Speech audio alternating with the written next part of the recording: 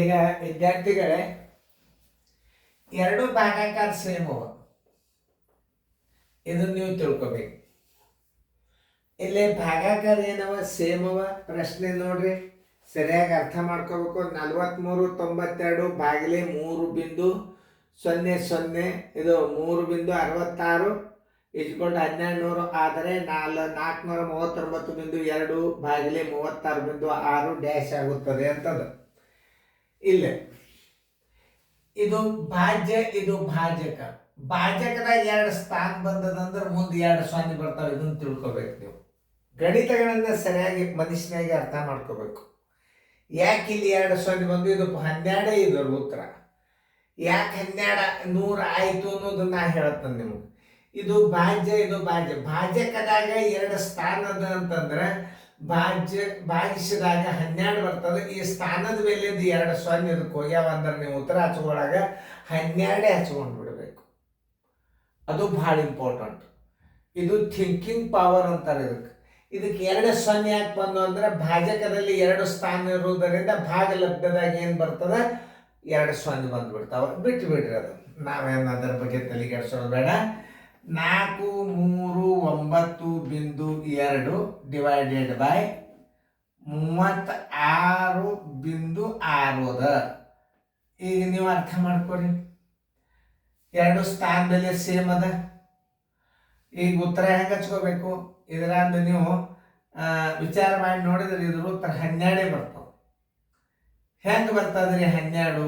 ನೀವು ಭಾಗಿಸ್ಕೋತ ಕೂಡಬಾರ್ದು. 366 ಬೇಡ. ಇದಕ್ಕೆ ನೀವು 366ಕ್ಕೆ 12ರಲ್ಲಿ ಗುಣಾಕಾರ ಮಾಡಿ ಬಿಡ್ರಿ. ನೋಡ್ರಿ, 12ರಲ್ಲಿ ಗುಣಾಕಾರ ಮಾಡ್ರಿ. 12 6 72, 7. 12 6 72, 1 7, 79, 7.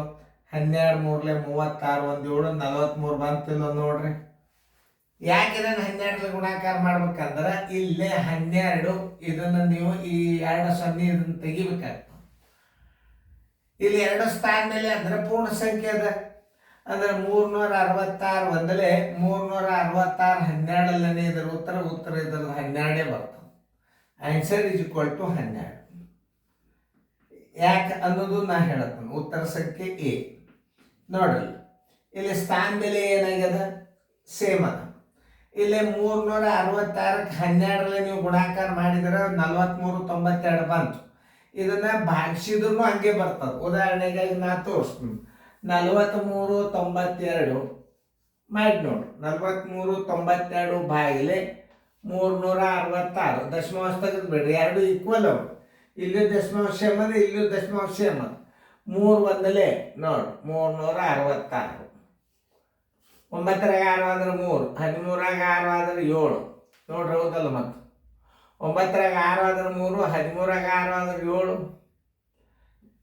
4 ಆದ್ರೆ 0. ಇಲ್ಲಿ 2 ತೋರ್ 36 2ಲೇ ನೋಡಿ 732 ನೋಡಿ. ನೀವು ಹಿಂಗೂ ಬಾಗಿಸ್ಬೋದು. ಹಿಂಗೆ ಯಾಕೆ ಬಾಕ್ಸ್ ಅಂತಂದ್ರೆ 2 ಸ್ಥಾನದಲ್ಲಿ ಈಕ್ವಲ್ ಅವ. ಉತ್ತರ ಎಷ್ಟು ಬಂತ? ಭಾಗಲಬ್ಧ 12 ಬಂತು. ಆನ್ಸರ್ 12 ಅಂತ ಹಾಕ್ರಿ.